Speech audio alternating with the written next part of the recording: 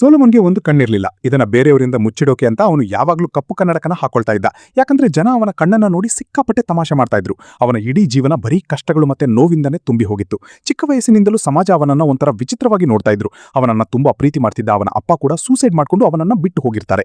ಮನೆಯ ಜವಾಬ್ದಾರಿ ಮತ್ತೆ ಸಮಾಜದ ಚುಚ್ಚು ಮಾತುಗಳು ಅವನನ್ನ ಕುಗ್ಗಿಸಿದ್ರು ಕೂಡ ಅವನು ಯಾವತ್ತೂ ಧೈರ್ಯ ಕಳೆದುಕೊಂಡಿರಲಿಲ್ಲ.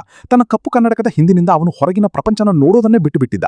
ಆದ್ರೆ ಅದೇ ಊರಿನ ಶ್ರೇಯಾಳ್ನ ಸೋಲಮನ್ ಒಳಗಿಂದೊಳಗೆ ಸಿಕ್ಕಾಪಟ್ಟೆ ಇಷ್ಟಪಡ್ತಾ ಇದ್ದ. ಅಷ್ಟೇ ಅಲ್ಲ, ಶ್ರೇಯಾಗೆ ಕೂಡ ಸೋಲಮನ್ ಅಂದ್ರೆ ಇಷ್ಟ ಇತ್ತು. ಆದ್ರೆ ಅವನು ಅವಳನ್ನ ನೋಡಿದ ತಕ್ಷಣ ಅಲ್ಲಿಂದ ಓಡಿ ಹೋಗ್ತಾ ಇದ್ದ. ಯಾಕಂದ್ರೆ ತನ್ನ ಕಣ್ಣು ನೋಡಿ ಎಲ್ಲೋ ಅವಳು ಕೂಡ ತನಗೆ ಅವಮಾನ ಮಾಡ್ತಾಳೆ ಅಂತ ಅವನಿಗೆ ಸಿಕ್ಕಾಪಟ್ಟೆ ಭಯ ಇತ್ತು. ಆದ್ರೆ ಕೊನೆಗೆ ಆಗಿದ್ದೇ ಅದು. ಸೋಲಮನ್ ತನ್ನ ಮನಸ್ಸನ್ನ ಗಟ್ಟಿ ಮಾಡಿಕೊಂಡು ತನ್ನ ಮನಸ್ಸಿನ ಮಾತನ್ನ ಹೇಳೋಕೆ ಅಂತ ಅವಳ ಹತ್ರ ಹೋಗ್ತಾನೆ. ಆದ್ರೆ ಅದೇ ಟೈಮ್ಗೆ ಶ್ರೇಯಾ ಅವನ ಮುಖದಲ್ಲಿದ್ದ ಕನ್ನಡಕನ ತೆಗೆದು ಬಿಡ್ತಾಳೆ. ಅವಮಾನದಿಂದ ಅವನಿಗೆ ಅವಳ ಕಣ್ಣು ನೋಡೋಕೆ ಕೂಡ ಆಗ್ತಾ ಇರಲಿಲ್ಲ. ಯಾವ ಹುಡುಗಿಯ ಮೇಲೆ ಅವನು ಅಷ್ಟು ನಂಬಿಕೆ ಇಟ್ಟಿದ್ದನೋ ಅವಳು ಕೂಡ ಅವನಿಗೆ ಅವಮಾನ ಮಾಡಿ ಅಲ್ಲಿಂದ ಹೊರಟು ಹೋಗ್ತಾಳೆ. ಮೊದಲನೇ ಬಾರಿಗೆ ಸೋಲಮನ್ಗೆ ಎಷ್ಟೊಂದು ನೋವಾಗುತ್ತೆ ಅಂದ್ರೆ ಅವನು ತನ್ನ ಜೀವನನ್ನ ತಾನೇ ಬೈದುಕೊಳ್ಳೋಕೆ ಶುರು ಮಾಡ್ತಾನೆ. ಕೊನೆಗೆ ಇದೆಲ್ಲದರಿಂದ ಬೇಸತ್ತು ಹೋಗಿ ಅವನು ಸೂಸೈಡ್ ಮಾಡ್ಕೊಳ್ಳೋಕೆ ಅಂತ ಆ ಕಠಿಣ ನಿರ್ಧಾರ ತಗೊಳ್ತಾನೆ.